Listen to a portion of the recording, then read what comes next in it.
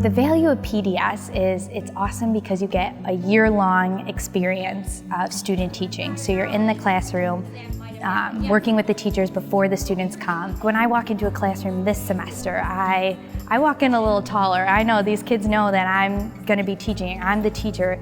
This is my classroom. You see that they see you as the teacher now and you're not a college student, you are the teacher. It's like just amazing to see them pass their first test.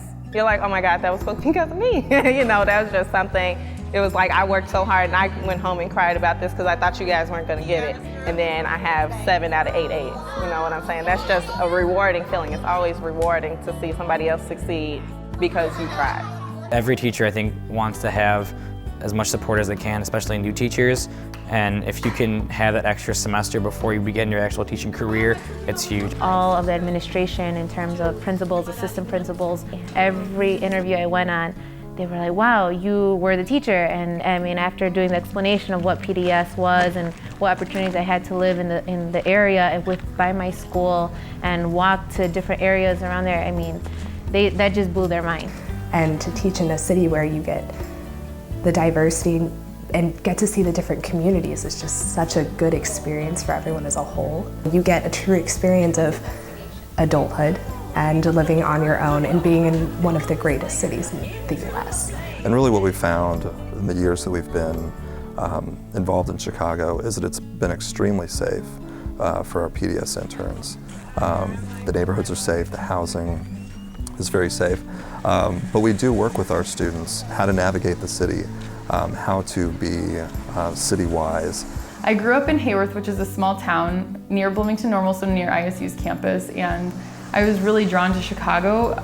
I'm living currently in the Little Village, which is a Latino community, but I have rooted myself here, and I have invested my time and emotions into a population that I care deeply about. I'm not used to taking public transportation, but I do on a daily basis, and it's a lot more convenient or more accessible than I expected. Go up there and visit and know the neighborhood and see what it's like, and you'll have a lot better feeling about it. That helped me a lot, just seeing the neighborhood, and it wasn't scary and graffitied and that sort of thing. What I would say to students that find Chicago maybe overwhelming would be to come out and look at it, give it a chance the way that I did. The communities are so strong and they work together to make their communities stronger, and you get to see all that happen while living in the community that you're teaching in. Of the ISU student teachers that I have had, every single one has asked to work here in Calmeca, and every single year I want to keep them all because they're exceptional and they understand how it is to work in the city. Illinois State University, I think, has always been at the forefront of public education. I think they've always understood what makes a great teacher. But with the Chicago Teacher Pipeline, we've really learned, I think, what makes a great urban educator.